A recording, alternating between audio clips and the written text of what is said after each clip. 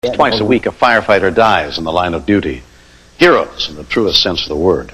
Firefighters spend their lives doing gritty, dangerous work, wearing down their lungs and their bodies so that the rest of us can have safer lives.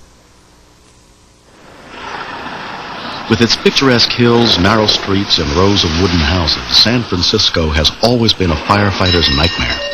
But the difficulties never discouraged Mike Pera from becoming the second San Francisco fireman in his family.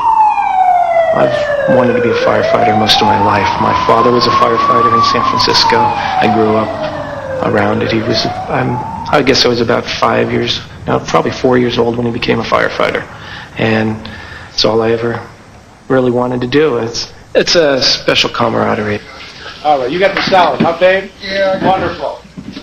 Next to your immediate family, these are the people that probably mean the most to you. You get close with a lot of people. There's a lot of people who are godfathers to kids, best man at their weddings, and you end up being pallbearers at their funerals. San Francisco Fire Department.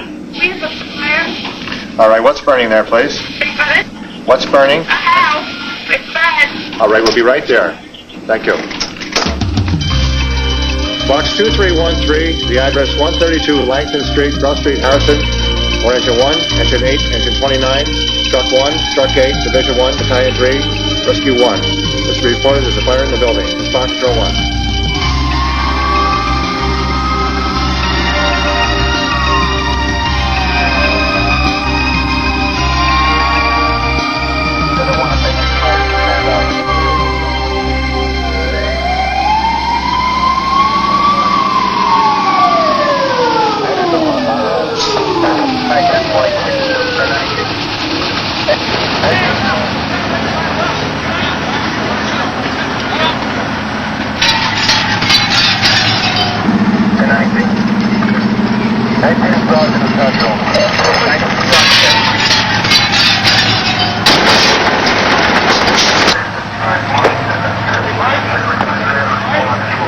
I gotta get the ladder pipe right. Hey, watch the wires.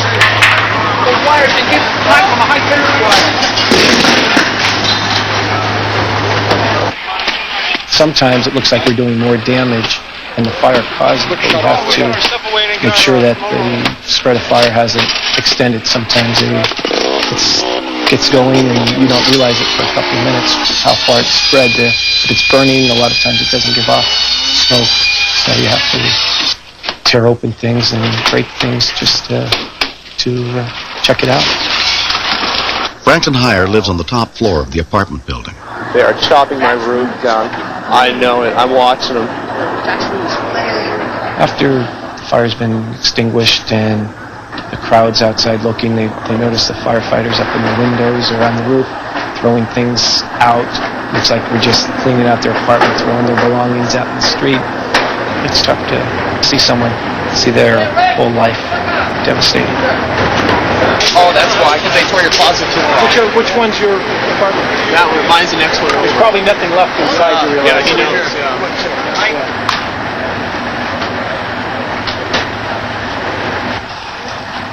This is it.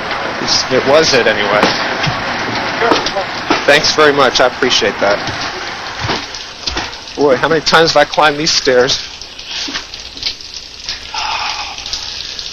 Wow. Oh, no! Look at this place. I was going to clean today. I guess I don't have to. All my electronic stuff is basically right here. Stereo, television, everything. It looks pretty melted. There's my car keys hanging on the wall. Somebody found them. High point of my day, man. I really appreciate that. You guys are good, you know. Thanks a lot. Wonderful light works now. It does. Doesn't that figure? All right, I'll be down in a minute.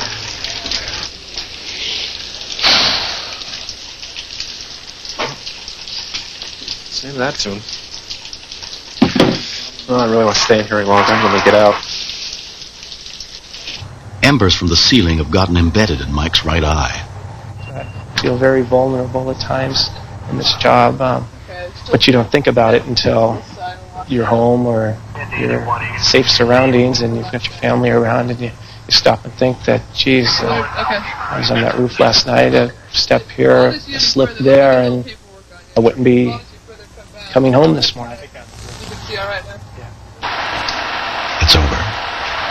Franklin heads for a friend's house with one box containing all he was able to salvage from his home and his life.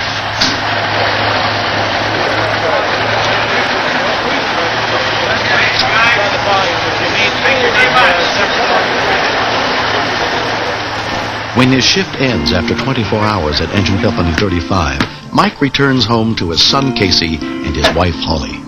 When Mike has to deal with victims on the street, or victims at a fire who have lost everything, or lost their health, or lost a loved one, it does affect him. He seems to be very appreciative for his own life and his own family, and I think it always feels good for him to get home.